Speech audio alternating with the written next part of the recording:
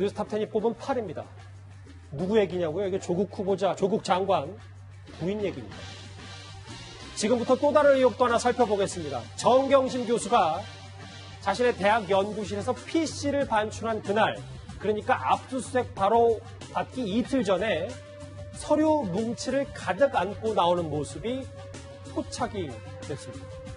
김태현 변호사님, 네. 저희가 지난주에 계속 증거인멸 시도가 의혹이 있다라는 얘기를 했는데 압수수색 이틀 전에 서류 뭉치를 들고 나왔어요. 그러니까 저게 9월 1일이 언제냐면 검찰이 8월 말에 대대적인 30곳에 대한 압수수색이 있은 이후에 그다음에 이제 동양대학교에 있는 정경심 연구실 압수수색했지 않았습니까? 2차로 그 바로 직전이에요. 2차 압수수색 직전. 그러니까 정 교수의 연구실 압수수색 직전인 거죠.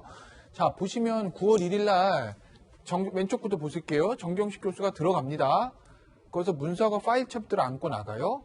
그리고 있다가 한 10분도 안 돼서 옷을 좀 갈아입죠. 완전히 갈아입으면 치마는 그대로고 이제 모자를 쓰고 자켓을 좀 갈아입은 겁니다. 그렇죠. 그러니까 다른 사람처럼 보이려고 한 의도가 없다고 보기는 좀 그렇지 않겠습니까? 왜냐하면 시차가 8시 50분, 9시 5분이면 10분, 15분 정도 지난 건데. 그리고 나서 이제 다시 이제 한 1, 2분 사이에 건물 밖으로 나가는 저런 모습들을 보면 뭔가 서류들을 좀 반출한 건 아닌가. 본인 사무실에도 압수수색에 들어올 것을 조금 짐작을 하고 뭐 중요한 증거들을 외부로 가져나간 것 아닌가 하는 좀 의문이 좀 들고 있는 거죠. 의혹입니다. 의혹입니다. 예. 지난 금요일 청문회 당시 조국 장관은 아내의 그날 일, 그러니까 압수수색 전에 PC를 반출한 일에 대해서 이렇게 해명했었습니다. 같이 들어보시죠. 그 압수수색 당하기 전날 가서 그거를 집으로 빼돌렸다가 그걸 다시 제출했는데 그거를 그렇게 집으로 가져온 것도 아니고 한투증권 직원 트렁크에서 발견됐어요. 그 PC가. 몸이 너무 안 좋은 상태라서 아는 그 한투 직원이 운전을 했고요. 하고 난 뒤에 제 차는 부산으로 내려갔습니다. 그리고 돌아올 때까지는 가지고 있으라 그랬고 서울에 귀경하고 난 뒤에 만났고 검찰에서 연락이 와서 그걸 그대로 이미 제출을 했습니다. 저 때도 저 PC 반출건에 대해서 그렇죠. 조국 장관이 해명이 명쾌하지 않았다라는 지적도 분명히 있었어요. 근데 박지훈 변호사님 네. 같이 보시면 그러니까 이번에는 PC건이 아니라 이 반박은 본인의 해명은 이 서류 뭉치 들고 나온 거에 대해서 그렇죠. 지난 학기 수업 자료를 정리하다가 학생 개인정보가 있음을 발견하고 다시 연구실에 갖다 놓았다. 수사 중인 사항과 전혀 관련 없다. 근데 수사 중인 관련 없는지 아닌지는 본인이 판단을 본인이 해명은 수사와 관련이 없기 때문에 별 문제가 없다라는 뉘앙스입니다. 그리고 조국 이제 장관은 PC 얘기하면서 서류 얘기는 안 했거든요. 반출 얘기는. 사실 이 부분은 사실은 검찰에서 만약에 있다면 모든 증거를 갖고 있을 겁니다. 그리고 저거를 뭐 속인다고 뭐 모자를 쓴다 해가지고 요새 CCTV에 저게 안 걸리고 나갈 수는 사실 없거든요. 본인도 그걸 인식하고 뭐 아니면 그걸 막기 위해서 증거인멸했다. 모르겠어요. 뭐 그럴 가능성 없잖아요. 있을 수도 있지만 그거보다는 오히려 검찰이 증거가 있다면 확실히 갖고 있을 것 같기 때문에 정말 학생 개인 정보인지 아닌지 이 부분은 금방 확인해. 아니 근데 법조인으로서 의심스러운 행동은 맞는 거죠? CCTV 예전이면 모르겠어요. 요즘에 CCTV 저렇게 한다 해가지고 그렇게 할 수 있을까요? 모르겠습니다. 하정대 국장. 근데 왜 이 내용이 더 크게 불거지냐면 조국 장관은 아내가 당일, 그러니까 PC도 그렇고 저 서류 뭉치에 관련해서는 그날 행보가 정경심 교수가 시댁에 갔다고 하니 검찰은 당시에 시댁 압수수색을 안 했는데 여기에 뭔가 문제가 있을 것이다라는 지적도 있더라고요. 지금 보면은 그 검찰의 첫 압수수색은 8월 27일이었거든요. 그 결국은 이제 나흘 뒤네요. 결국 9월 1일이니까. 9월 1일인데 그때 저게 9월 3일 날 검찰의 압수수색이 있었으니까 검찰의 압수수색을 이틀 전에 했다고 하는 걸로 보면은 검찰의 압수수색이 있을 가능성이 있다라고 생각을 하고 바로 PC도 빼내고 그 다음에 저기 있는 서류들도 이제 반출한 거 아니겠습니까? 그런데 지금 현재 어쨌든 정경심 교수는 뭐라고 얘기하냐면 이게 학생들 수업하기 위한 자료를 내가 빼내기 위해서 그래서 갖다 놨다 하는데 그 만약에 학생들 수업과 관련된 자료라면은 왜 그거를 시어머니 댁에 갖다 놓습니까? 저는 오히려 그게 마치 이게 혹시 압수수색이 나오면은 당연히 자기의 사무실을 할 거고 잠깐 사실관계 확인하면 예. 시댁에 갔다고 했지 그 서류 뭉치가 시댁에 있다고는 하진 않아요. 예, 아직 뭐 가 있을 거라고 이제 예상이 되는데 예. 저는 검찰이 제대로 된 검찰이라면 이미 압수수색 그 추적해가지고 압수수색 했을 것이라고 생각합니다. 아직까지 압수수색을 안 했다면 검찰이 게을리하는 거고요. 근데 이거를 자기가 만약에 그 수업 관련 자료라면 지금 곧 계약 아닙니까? 계약했지 않습니까? 다른데. 그러면 자기 집에 와가지고 열심히 뭐 자료를 준비해야지. 그걸 왜 거기다 갖다 둡니까? 이해가 안 되잖아요. 심지어 PC 같은 경우에도 업무 때문에 갖다 놓는다고 해놓고 그거 저기 프라이빗 뱅커 거기 바로 트렁크에서 발견되지 않았습니까? 승용차.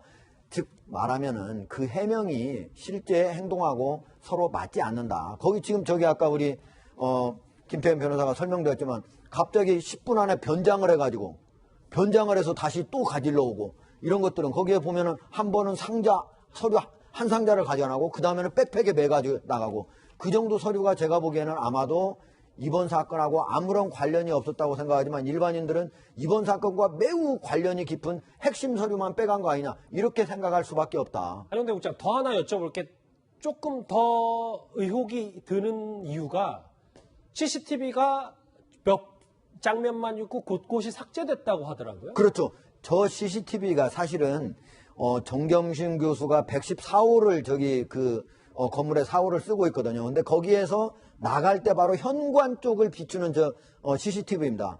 그 CCTV에 지금 현재 우리 이거를 보도한 기자가 가서 한번 쭉 확인을 해보니까 중간중간이 끊어졌더라는 거예요. 그러니까 누군가의 부탁을 받고 저 CCTV 관리자가 이미 중간중간을 이미 삭제했을 가능성이 있대. 저거 자체가 증거인멸입니다.